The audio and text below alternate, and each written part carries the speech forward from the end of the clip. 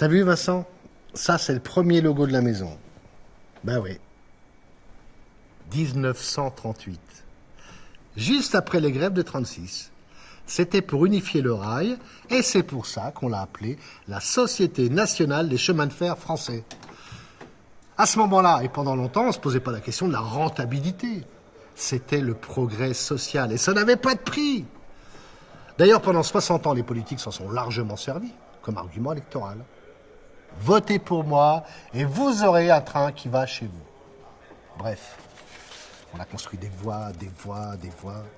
Et au final, on a le 3e réseau ferré national européen.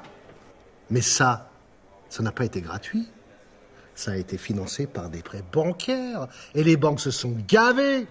Les taux n'étaient jamais négociés. Ils pouvaient aller de 18 à 30% d'intérêt. Colossal. Bonjour monsieur, Bonjour madame. je voudrais un billet IDTGV pour Marseille s'il vous plaît. Ah, IDTGV, c'est pas la SNCF. Ah bon, Allez voir ça sur Internet. sur internet, merci. J'en étais où?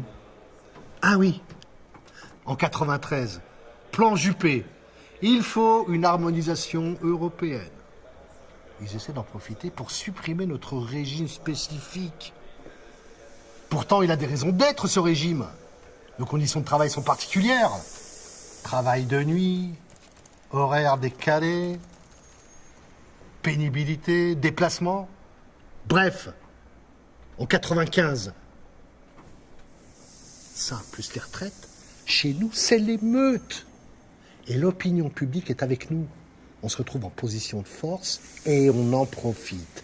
Pour affirmer que la dette, c'est la faute des politiques. Et pour exiger qu'elle ne soit plus détenue par les banques, mais qu'elle soit reprise par l'État. Et c'est de là que naît RFF, Réseau Ferré de France. Au départ, juste une entité comptable pour contenir la dette. Et on s'est fait avoir. Parce que 3 ans plus tard, les politiques font passer en catimini les voies et les infrastructures sur RFF, qui, de fait, devient une vraie entreprise. T'imagines, toi? Une entreprise qui commence avec 42 milliards de dettes. Bonjour monsieur, excusez-moi. Oui, bonjour. On peut plus imprimer ces billets à la maison? Alors, vous trouverez dans le hall des bornes jaunes. Ah. Bon, merci. 2005, les années Sarkozy et Pépi. La Constitution européenne impose une réglementation ferroviaire. Aïe, aïe, aïe. La voie est ouverte au libéralisme. Et nous, on n'a plus la main sur l'aiguillage. 30% de nos parts de marché ouvertes à la concurrence.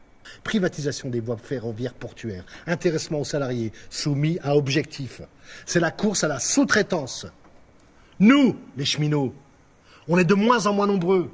On passe de 160 000 à 125 000 agents face à des cascades de sous-traitants et de sociétés privées. Du coup, les responsabilités sont diluées.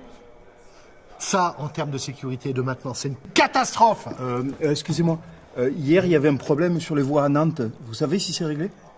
Alors, ça, c'est les réseaux ferrés de France qui gèrent ça. Moi, je peux juste vous renseigner sur la circulation des trains. Ah ouais. Bon, bon. En 2013 et 2014, réforme des structures. La SNCF est fractionnée en 5 entités différentes. Elle crée ses propres concurrents, mais en mode droit privé.